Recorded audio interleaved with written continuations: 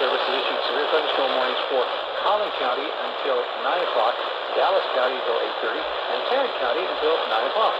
Isolated strong to severe storms are underway, dropping some 1-inch hail on average and some very gusty winds and brief torrential rainfall.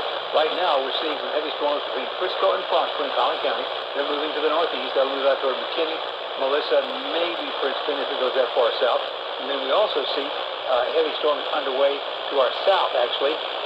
Bring this radar back out here to, we have strong storms across northern Dallas County, Addison, Carrollton Farmers Branch, Richardson, North Dallas, Eagle Mountain, and White Rock Lake in those areas, moving to the northeast. That's kind of congealed now into a multi-cell structure.